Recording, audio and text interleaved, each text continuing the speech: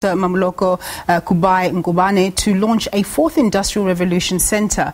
I'm joined in studio by Murat Sonmez. He's from the World Economic Forum. Thanks very much for joining us, sir. My pleasure. Good stuff.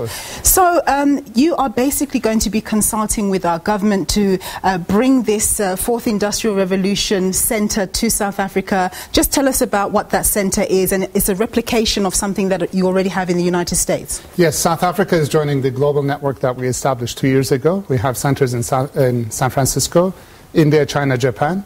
We're now in the third phase of expansion with centers in Colombia, United Arab Emirates, Israel, and South Africa. And our goal is to accelerate the policy making related to new technologies like artificial intelligence, Internet of Things, blockchain, because usually the policymakers take their time in regulating for these technologies, but they move much faster than we're able to cope with it. So our goal is to work with the business, civil society, and government to co-design forward-looking policies in a much faster timeframes. Specifically for South Africa, what are some of our hurdles in terms of being able to implement, this new reality of the fourth industrial revolution because of our educational impediments? I would see it as an opportunity because the fourth industrial revolution is relatively new and no country has an advantage. If you're a developed nation, you're stuck with your tradition and established systems. But if you're an emerging economy, it represents a number of opportunities to jump ahead of the third industrial revolution. For example, with drones, you can deliver goods and materials to places where there may not be any roads.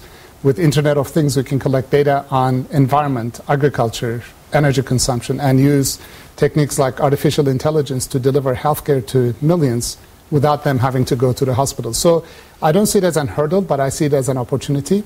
On the skill side, we need to change the education system to deliver people with skills that are needed in this new world.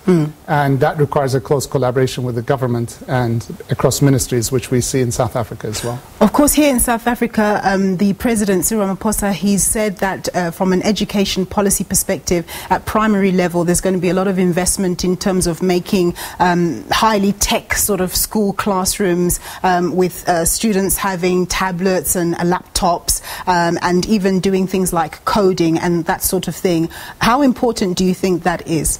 I think coding skills are needed not just for the young generation, but also the elderly generation. I think everybody could benefit from that. Collaboration skills are essential. Communication skills are essential. And those are the skills that we see being needed in the fourth industrial revolution. For someone like me who's concerned that in the next few years I won't be able to do television presenting because a robot can do it for me, what sort of skills should I be going out to get? Imagine a future where we can design products from our homes using digital techniques and then putting that into a global marketplace where anyone can download this design and have the product 3D printed near their home, much like we used to do with photocopies. So the fourth industrial revolution, particularly 3D printing, represents a huge opportunity for inclusion for the young generation, people living outside of the big cities, and also we will all live longer, to 100 or more. So if you retire at 60, what do we do in the next 40 years? So using these types of technologies, we can create a more inclusive society, which in Japan they call Society 5.0. What about the cost? I mean, part of the reason that on the continent we've struggled to actually build, yes, there's been elements of corruption, but sometimes there just hasn't been enough money in the fiscal kitty to actually invest in infrastructure. All these technologies that you're talking about, how costly are they to actually implement? The cost per unit is coming down. But if you take drones, for example, if you have a country like Rwanda, where we helped implement their drone regulatory framework, they have clinics over 1,000 hills. And it's impossible for them to build a road network and electrification to deliver the goods. Instead, they're now using drones to deliver goods and services. So instead of spending the money on roads and infrastructure, they can spend a fraction of it on a drone delivery network and the rest of the money in skilling the population towards the jobs of the future. So we see a huge savings in the delivery of services in healthcare, transportation, energy consumption, yield improvement in agriculture that should create a lot of money to focus on real investment opportunities in skilling the people.